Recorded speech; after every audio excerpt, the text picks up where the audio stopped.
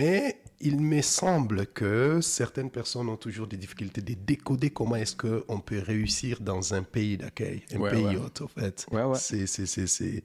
Alors, Cédric, aujourd'hui, j'aimerais bien, en fait, réfléchir avec toi sur un sujet, en fait, qui passionne. Ouais.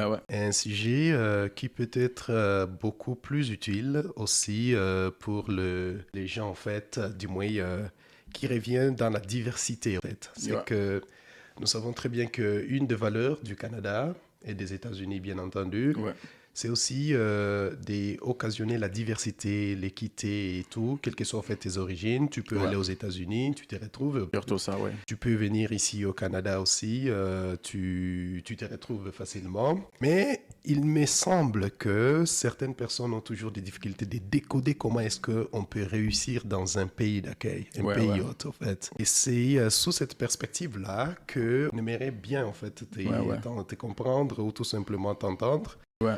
Parce que les sujets d'aujourd'hui, si je peux l'annoncer, j'aimerais bien avec vous qu'on réfléchisse au fait sur comment est-ce qu'on peut être intégré professionnellement quand on est au fait immigrant au Canada ou aux États-Unis. Parce que partout là où je passe, que ce soit aux États-Unis, au Canada, moi je voyage trop, que ce soit en Australie, en Europe, je ne sais pas où, là où je rencontre les immigrés, beaucoup plus congolais diaspora. Et tu vois, il y a toujours la différence quand les gens disent oh, toi tu es avocat, toi tu travailles dans l'office de gouvernement, mais comment tu as fait? Alors pour répondre à ta question directement, il faut seulement dire que quand les gens viennent ici, il y a les lacunes, il y a les choses qu'ils ne comprennent pas pour décoder le code du pays, pour savoir ce qu'ils peuvent faire pour exceller. Et parmi ces choses-là, je dirais c'est l'environnement. Quand les gens, beaucoup plus la première génération,